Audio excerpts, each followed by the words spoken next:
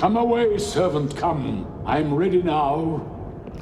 Approach, my Ariel, come. All hail, great master. Grace, hail. I come to answer thy best pleasure, be it to fly, to swim, to delight with the fire, to ride on the curled clouds, to thy strong bidding, to ask Ariel and all his quality. Hast thou, spirit, performed to point the tempest that I bade thee? To every article, I boarded the king's ship. Now on the beak, now in the waist, the deck, in every cabin I flamed amazement. Sometimes I divide and burn in many places. On the topmast, the yards and bowsprit will I flame distinctly, then meet and join. Jove's lightnings, the big curses of the dreadful thunderclaps, more momentary and sight outrunning were not.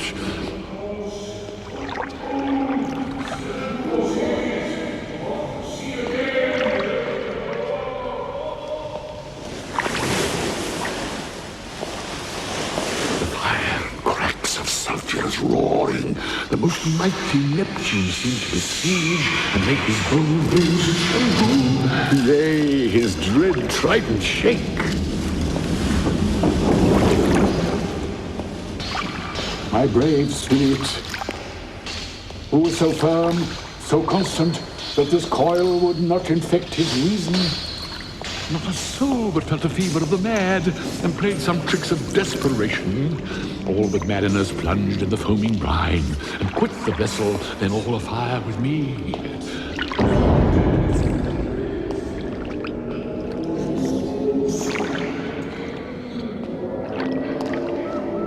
The king's son, Ferdinand, with hair upstaring, then like reeds not hair, with the first man that leapt, cried, "Hell is empty!" And all the devils I hear. Come to the yellow sand. Come unto these yellow sands. And then take hands. Curtsied when you have. The wild waves we Waves whose footed feet clear.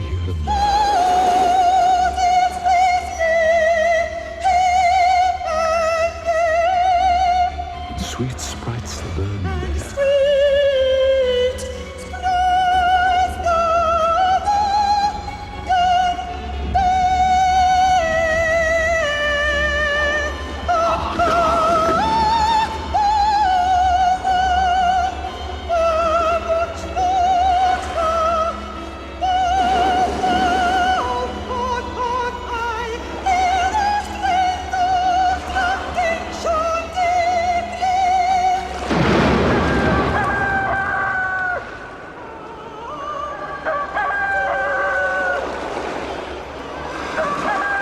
sweet sprites the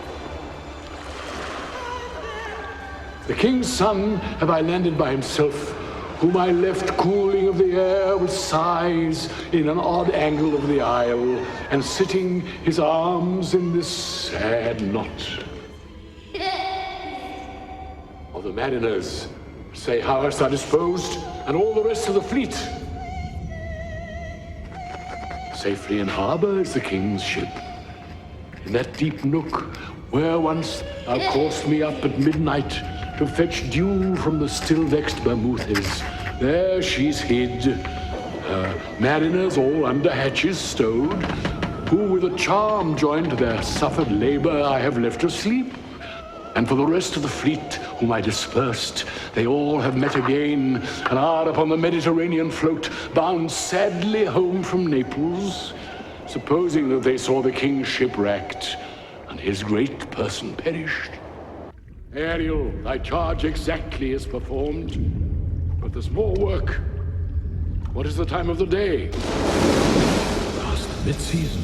The time twixt 6 and now must by us both be spent most preciously. Is there more toil? Since thou dost give me pains, let me remember thee what thou hast promised, which is not yet performed me. What is Thragon's demand? My liberty. Before the time be out, no more. Remember, I have done thee worthy service, told thee no lies, served without grudge or grumblings.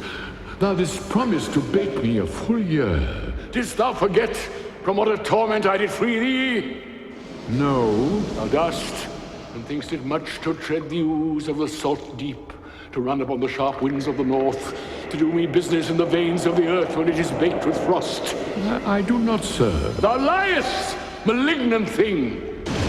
Hast thou forgot the foul witch Sycorax, who with age and envy was grown into a hoop? Hast thou forgot her? No, sir. Thou hast. Where was she born? Speak, tell me. Sir, in Argia. Oh, was she so? I must once in a month recount what thou hast been, which thou forgett'st. This foul witch Sycorax, for mischiefs manifold and sorceries terrible to enter human hearing, from Argia thou knowst was banished. For one thing she did, they would not take her life. This blue-eyed hag was hither brought with child, and here was left by the sailors.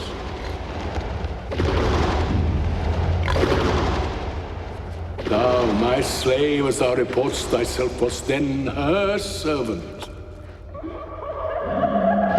For thou wast a spirit too delicate to act her earthy and abhorred commands, refusing her grand hests, she did confine thee, by help of her more potent ministers, and in her most unmitigable rage, into a cloven pine, within which rift, imprisoned, thou didst painfully remain 12 years, within which space she died and left thee there, where thou didst vent thy groans as fast as mill wheels strike.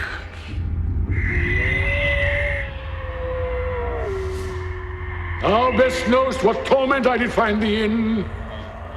Thy groans did make wolves howl, and penetrate the breasts of ever angry bears.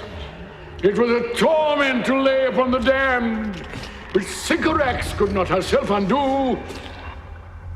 Then was this island, save for the sun which she did litter here, a freckled whelp hag-born, not honored with a human shape. At Caliban, whom now I keep in service. It was mine art, when I arrived and heard thee, that made gape the pine, and let thee out. If thou more murmurst, I will rend an oak, and pig thee in his knotty entrails, till thou wast howled away 12 winters. Pardon, master. I will be correspondent to command, and do my spriting gently. Do so, and in 2 days I will discharge thee.